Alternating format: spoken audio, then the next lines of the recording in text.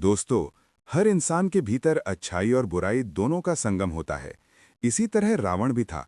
एक ओर वह अत्यंत ज्ञानी, तपस्वी और शिवभक्त था, तो दूसरी ओर उसका अहंकार ही उसके पतन का कारण बन गया। रावण केवल लंका का राजा नहीं था, बल्कि वेदों और शास्त्रों का महान ज्ञाता था। उसकी विद्या, उसका ज्ञान और उसका तेज इतना प्रभावशाली था कि स्वयं भगवान शिव ने कभी अपने गृह कार्यक्रम के लिए उसे आचार्य के रूप में आमंत्रित किया था। रावण की माता कैकेसी एक दैत्य कन्या थीं और पिता ऋषि विश्वरवा।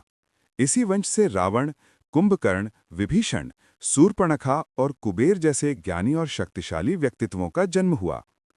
कठोर तपस्या के बल पर रावण ने भगवान शिव से अनेक वरदान प्राप्त किए, परंतु वरदान ने उसे और अधिक अहंकारी बना दिया।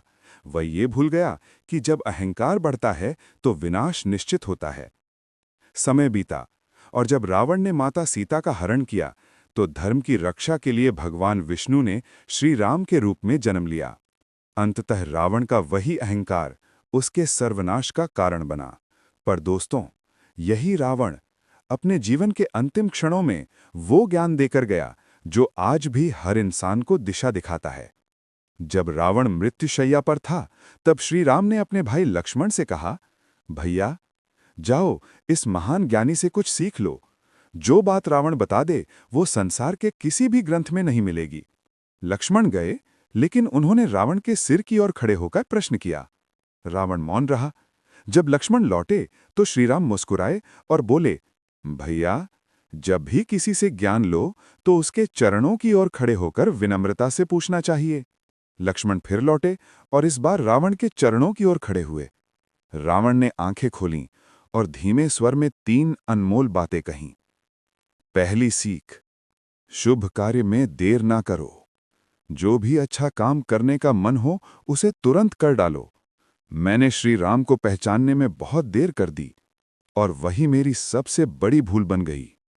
दूसरी सीख, शत्रु को कभी कमजोर मत समझो। मैंने वानरों को तुच्छ समझा, पर उन्हीं ने मेरी पूरी लंका जला दी। कभी भी अपने विरोधी को छोटा मत आंकना, क्योंकि हर किसी में कुछ ना कुछ शक्ति अवश्य होती है। और तीसरी और सबसे महत्वपूर्ण सीख, अपना रहस्य अपने तक रखो। मैंने अपना राज विभीषण को बताया और उसी ने मेरा अंत सुनिश्चित कर दिया। जीवन में कुछ बातें ऐसी होती हैं जो केवल अपने दिल तक सीमित रखनी चाहिए। इन 3 बातों के बाद रावण ने अंतिम श्वास ली और इतिहास में केवल एक राक्षस नहीं, बल्कि एक महान ज्ञानी के रूप में अमर हो गया। दोस्तों, हमारा जीवन भी तब बेहतर होता है जब हम रावण की इन गलतियों से सीख लें। अच्छे कर्म में देर ना करें, कभी किसी को कमजोर ना समझें और अपने रहस्यों की रक्षा स्वयं करें।